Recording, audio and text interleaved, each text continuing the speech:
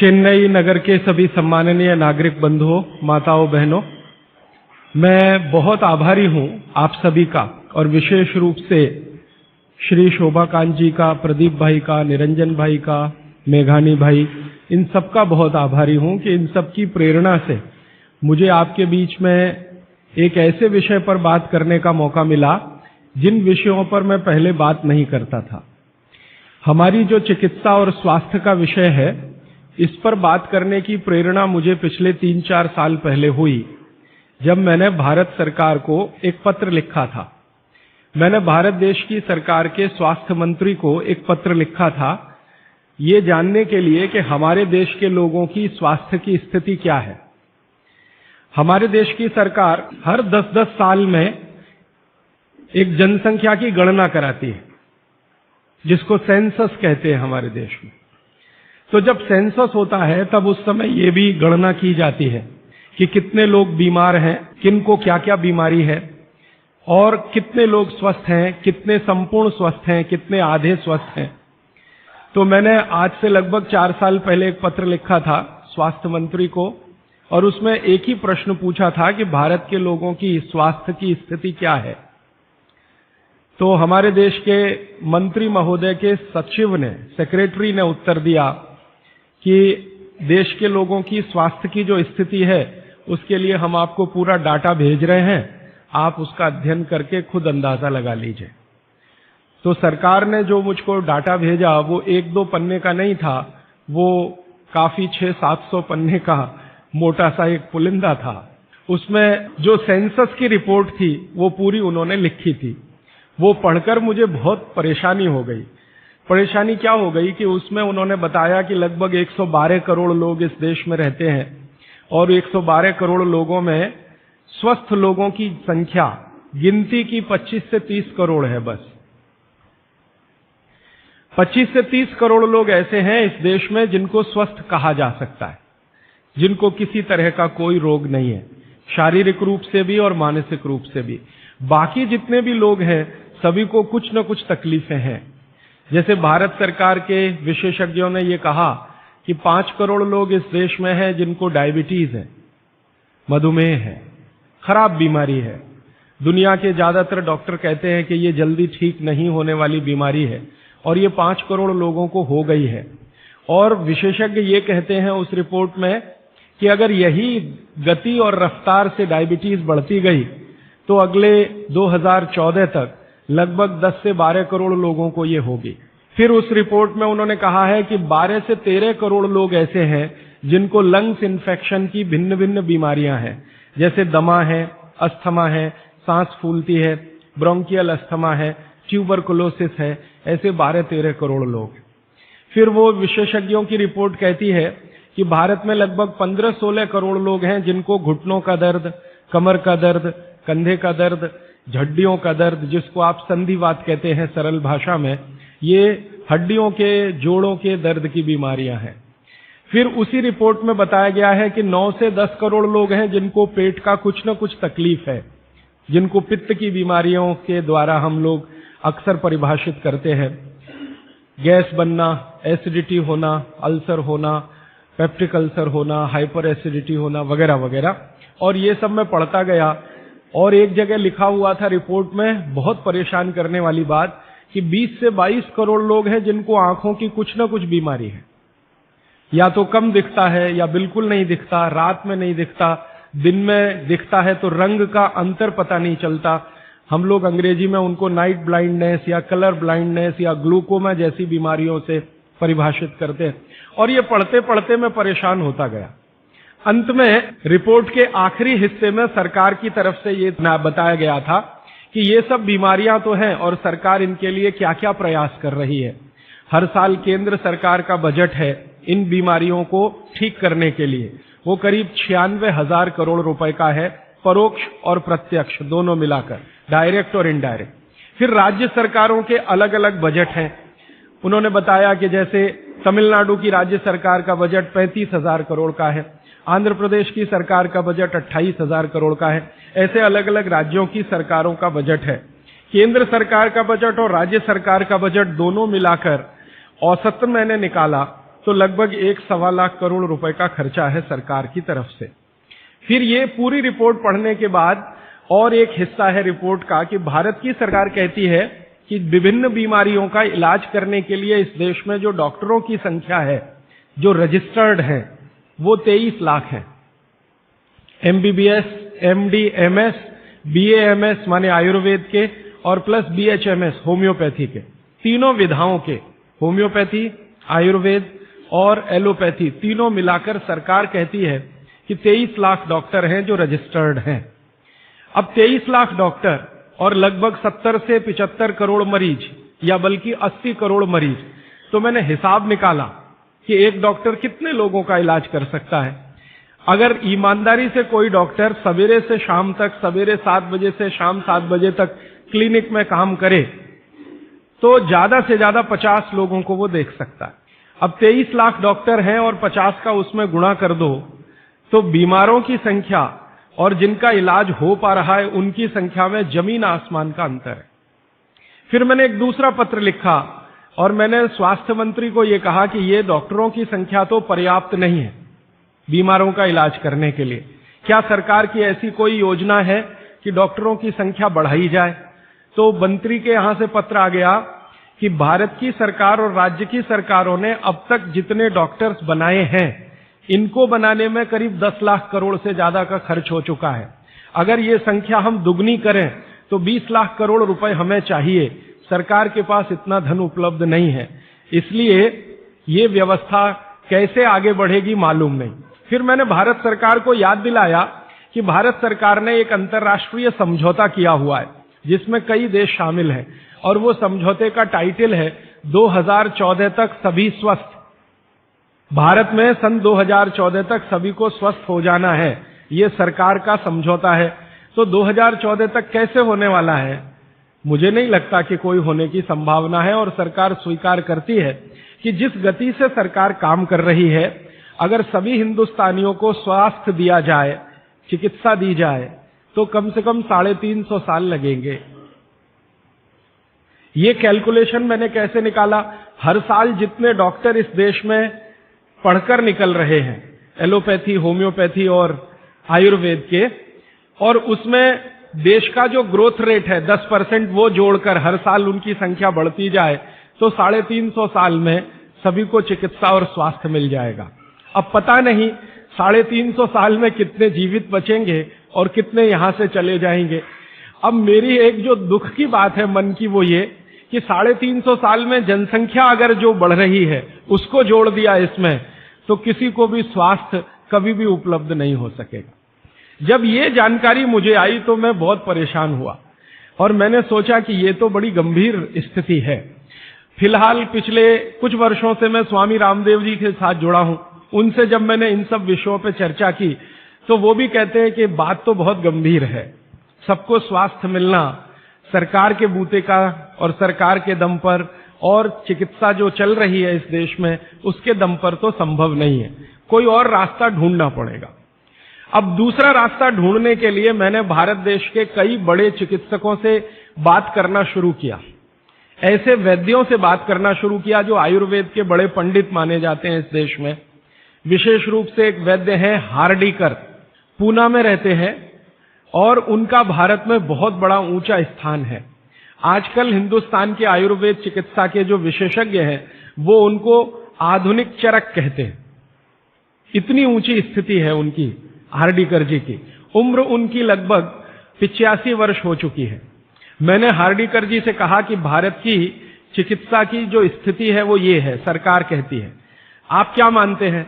तो उन्होंने कहा कि भारत में किसी को भी सरकार के भरोसे चिकित्सा कभी नहीं मिल सकती।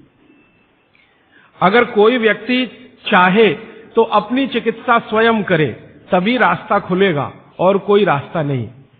हार्डीकर जी ने एक दिन मुझे कहा कि तुम जानते हो 200 साल पहले हिंदुस्तान में लोग बीमार नहीं थे इतने। तो मैंने कहा आप कैसे कहते हैं? उन्होंने कहा स्टेटिस्टिक्स देख लो, आंकड़े देख लो। तो 200 साल पहले के भारत के लोगों के चिकित्सा और स्वास्थ्य के आंकड़े मैंने इकट्ठे किए जो अंग्रेजों की सरकार के द्वारा तैयार किए गए थे, क्योंकि उस समय भारत में अंग्रेजों की सरकार चलती थी।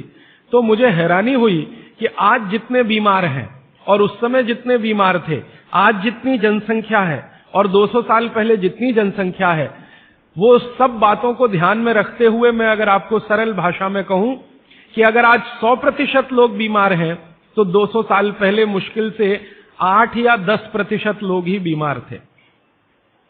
अब वो 8 से 10% लोगों की चिकित्सा के लिए अंग्रेजों ने एलोपैथी व्यवस्था यहां शुरू की थी, जो शायद पर्याप्त रही होगी क्योंकि बीमारों की संख्या बहुत कम थी। आज बीमारों की संख्या हमारी कुल संख्या की 70 से 80% हो गई है और ये चिकित्सा लगभग फेल हो गई है। पिछले 60 वर्षों में आजादी के बाद आप सब जानते हैं, सरकार भी मानती है इस बात को कि जितना विकास हुआ है एलोपैथी चिकित्सा का, जितने डॉक्टर बढ़े हैं, जितनी दवाएं बढ़ी हैं, जितने हॉस्पिटल्स बढ़े हैं, जितनी सुविधाएं बढ़ी हैं, उतनी बीमारियां कई गुना गति से बढ़ गई। अब न हॉस्पिटल पर्याप्त हैं न डॉक्टर पर्याप्त हैं। आप अक्सर आए दिन अखबारों में समाचार पढ़ते होंगे, टीवी पर देखते होंगे कि लोगों को बिना इलाज के मर जाना पड़ता है, बिना दवा के मर जाना पड़ता है, हॉस्पिटल के बाहर बेचारे पड़े रहते हैं और डॉक्टर कहते हैं कि उनके ऊपर काम का इतना बोझा है कि वो सभी पेशेंट को अटेंड नहीं कर सकते। ये दोनों तरफ की बातें समझने के बाद मुझे वैद्य हार्डीकर जी की बात समझ में आई कि सब लोग अपनी चिकित्सा करने लगे हैं तो रास्ता खुलता है सभी के स्वस्थ होने का। तो मैंने एक दिन हार्डीकर जी को पूछा कि क्या यह संभव है कि हर आदमी अपनी चिकित्सा खुद कर ले, तो डॉक्टर की क्या जरूरत है?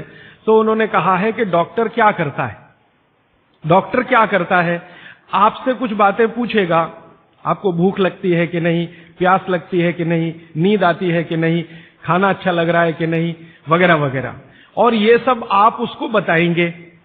ये सब बताने के बाद वो अपना कंक्लूजन आपको बताएगा कि आपको फलाना रोग हुआ है या आपको ऐसी तकलीफ हुई है। मतलब क्या है, डॉक्टर ने जो कुछ बताया आपके कहने पर, वो कोई भगवान तो नहीं है, ऐसा डॉक्टर तो कहीं नहीं है कि जो आप कुछ भी ना कहो और बता दे कि आपको ऐसा है।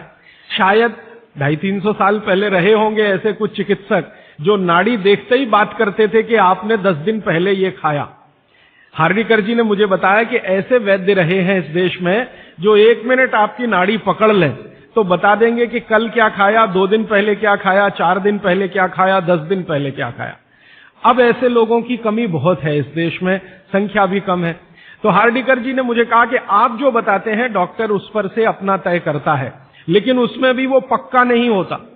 एलोपैथी चिकित्सा में तो सिद्धांत ही है trial and error, trial and error, trial and error, माने कोशिश करो और गलतियां करो, कोशिश करो और गलतियां करो, कोशिश करो, माने तीर चलाओ, लगे तो ठीक, नहीं तो तुक्का।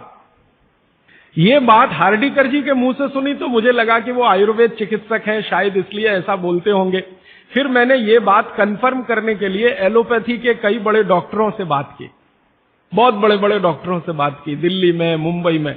वो कहते हैं कि देखो बात तो सही है लेकिन हम इसको जाहिर में नहीं कह सकते, माने आप जैसे लोगों के सामने नहीं कह सकते कि हम सब ट्रायल एंड एरर पे काम करते हैं, हम सब तीर चलाते हैं, लग जाए तो ठीक है, नहीं तो तुक्का है। माने आपका जो इलाज किया जाता है वो एक कुछ एजम्पशंस के आधार पर है, कंफर्म कुछ भी नहीं है उसमें। काम कर गया तो ठीक है, नहीं तो आप तो मर ही जाएंगे। डॉक्टर कहेगा मैंने तो बहुत कोशिश की, अब मैं क्या कर सकता हूं, और आप चुपचाप अपने पेशेंट की डेड बॉडी लेके वहां से चले आएंगे। मैं आपको एक बहुत गंभीर बात कहना चाहता हूं। हिंदुस्तान के एलोपैथी चिकित्सा के शीर्षस्थ डॉक्टर जो इस देश में हैं, उनकी एक संस्था है। वो संस्था की एक कॉन्फ्रेंस में मैं चला गया था, गलती से एक डॉक्टर मुझे पकड़ के ले गया था, मेरा जाने का तो कोई अधिकार नहीं था लेकिन डॉक्टर ले गया था। वो कहता था कि तुम सुनना बस बैठ के, हम बात क्या करते हैं, कुछ बोलना नहीं, कुछ कहना नहीं, रिएक्ट नहीं करना, बस सुनना, हम देखो क्या बातें करते हैं। तो उस कॉन्फ्रेंस में 3 दिन में बैठा रहा दिल्ली में। जो बातें होती हैं वो आपको सुना दी जाए तो आप किसी भी एलोपैथी चिकित्सक के पास नहीं जाएंगे। वो बिल्कुल इस तरह से बातें करते हैं जैसे कोई कसाई बकरे को काटने से पहले बात करता है। ऐसी स्थिति इस देश में आ गई है। फिर 3 दिन सुनने के बाद मैं परेशान हो गया, तो मैंने वो डॉक्टर से कहा मैं जाना चाहता हूं। उसने कहा अब तुम समझ गए हम लोग क्या हैं।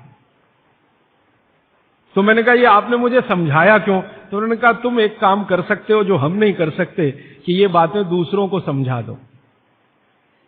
ऐसी स्थिति है।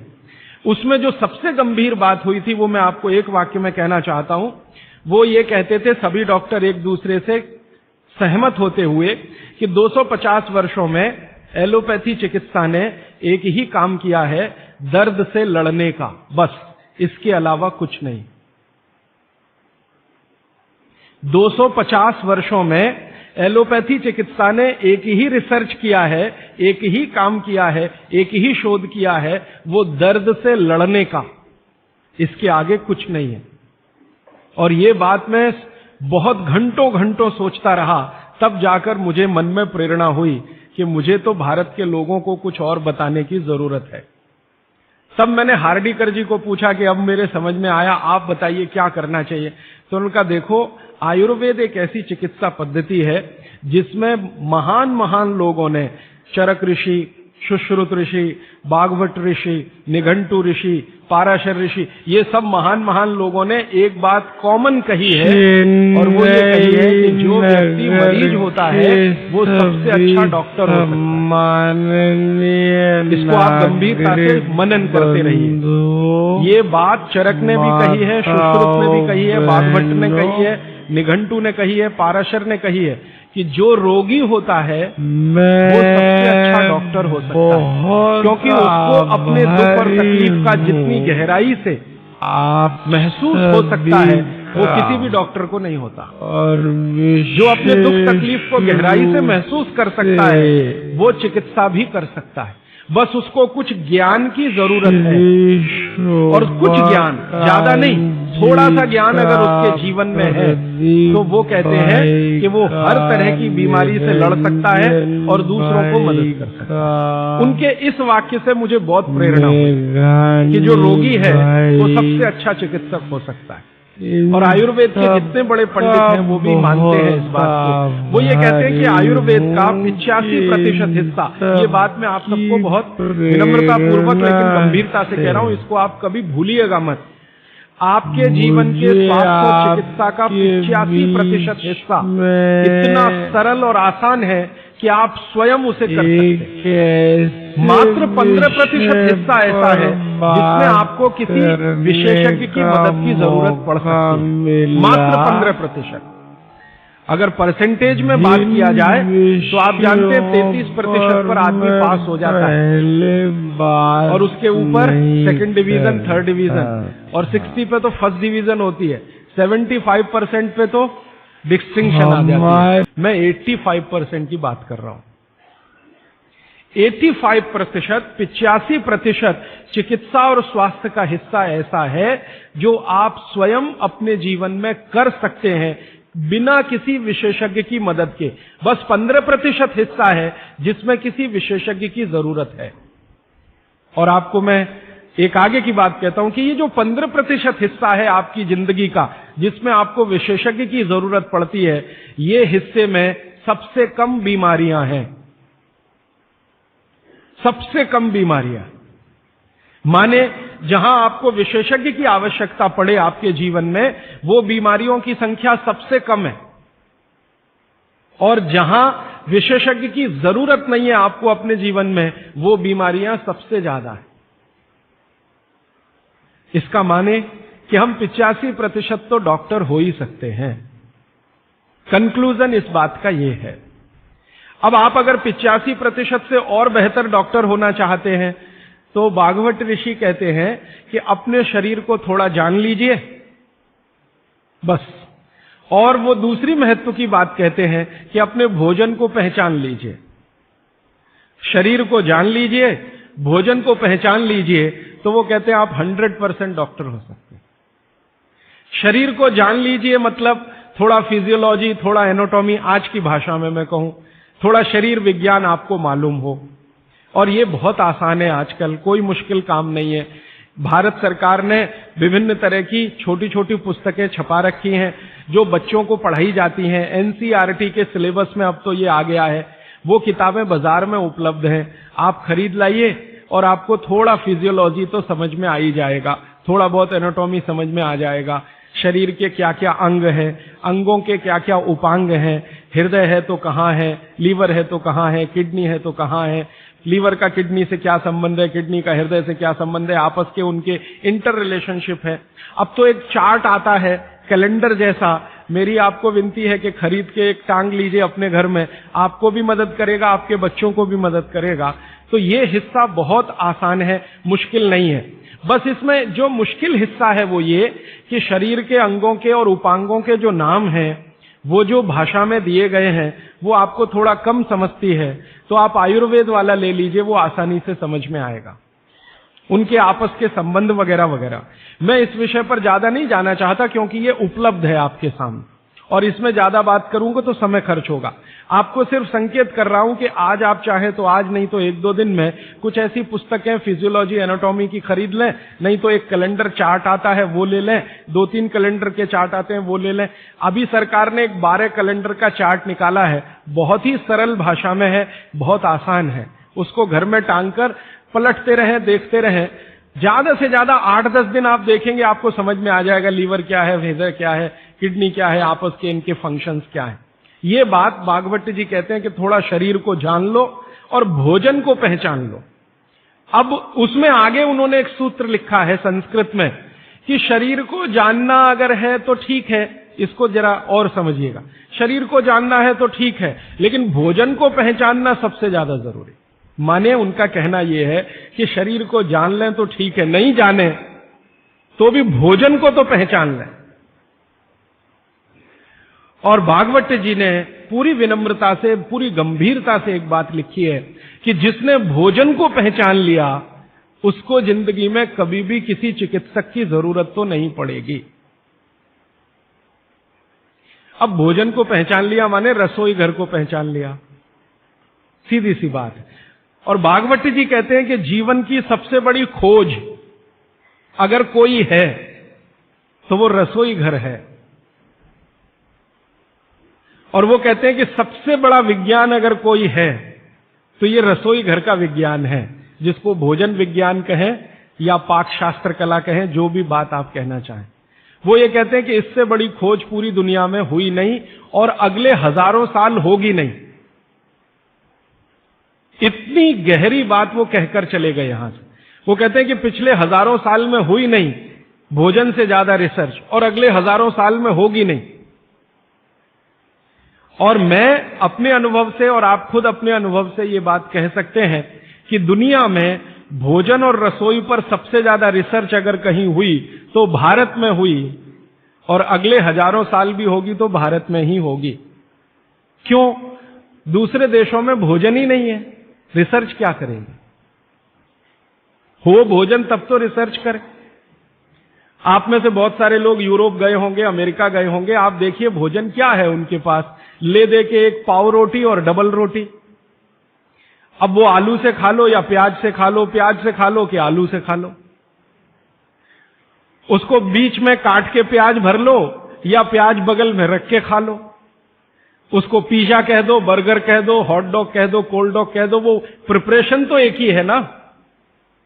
और वो प्रिपरेशन है मैदे का, मैदे को सड़ाकर बनाया हुआ। इसके अलावा उनके पास कुछ है नहीं जिसको फूड स्टफ कहा जाए, माने सॉलिड भोजन, मुख्य भोजन कहा जाए, वो उनके पास एक ही है, पाव रोटी डबल रोटी। उसको वो मछली से भी खा सकते हैं, गाय के मांस से भी खा सकते हैं, बकरे के मांस से भी खा सकते हैं, या वगैरह वगैरह कहीं से कुछ भीख में मिल गया, दाल चावल वगैरह, तो उसके साथ खा सकते हैं, वो सब भीख में मिला हुआ है, उनके यहां कुछ होता है नहीं।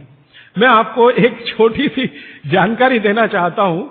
एक बार एक विदेशी व्यक्ति से मेरा झगड़ा हो गया, एक जर्मनी का व्यक्ति था, उससे झगड़ा हो गया। झगड़ा कुछ इस बात का था कि भारत महान है कि जर्मनी महान है। ये जर्मनी के लोगों को आप जानते हैं, थोड़ा शॉविनिज्म बहुत है, खराब शब्द है शॉविनिज्म, लेकिन मैं इस्तेमाल कर रहा हूं। वो कहते हैं हम श्रेष्ठ हैं, दुनिया में हमसे बड़ा कोई नहीं, हम सर्वश्रेष्ठ हैं वगैरह वगैरह। हिटलर भी यही कहता था। तो उसकी महानता की हवा निकालने के लिए मैंने उससे कुछ सवाल कर लिए, तो परेशान हो गया, लेकिन जर्मनी की असलियत सामने आ गई। मैंने उसको पूछा तुम्हारे देश में क्या होता है? गन्ना होता है, गन्ना, शुगर केन? तो उसने कहा नहीं होता। आम होता है, आम? नहीं होता। केला होता है? नहीं होता। चीकू होता है? नहीं होता। संतरा होता है? नहीं होता। मौसम्मी होती है? नहीं होती। जब बहुत परेशान हो गया तो कहने लगा, देखिए मिस्टर राजीव दीक्षित, कोई भी मीठी चीज मेरे देश में नहीं होती। अब बात आगे करिए। कोई भी मीठी चीज मेरे देश में नहीं होती। एक वाक्य में उसने खत्म कर दिया। फिर मैंने कहा, अच्छा चलो, मीठी चीज नहीं, कड़वी चीज पूछते हैं। मेथी होती है? मेथी? मेथी तो मीठी नहीं है। तो मेथी होती है? उसने कहा नहीं होती। पालक होता है? नहीं होता। चुकंदर होता है? नहीं होता। फिर थोड़ी देर में परेशान हो गया, कहने लगा, हरे पत्ते की कोई चीज मेरे देश में नहीं होती। तो मैंने कहा, फिर होता क्या है? तो उसने कहा, दो ही चीजें हैं, एक तो आलू होता है और एक प्याज होती है। तो आलू को प्याज में मिला के खा लो या प्याज को आलू में मिला के खा लो, और कुछ नहीं होता। फिर मैंने उसको गिनाना शुरू किया कि देखो भारत में क्या क्या होता है, मीठी चीजों में क्या क्या होता है, खट्टी चीजों में क्या क्या होता है, तीखी चीजों में क्या क्या होता है, कसैली या कड़वी चीजें क्या क्या है।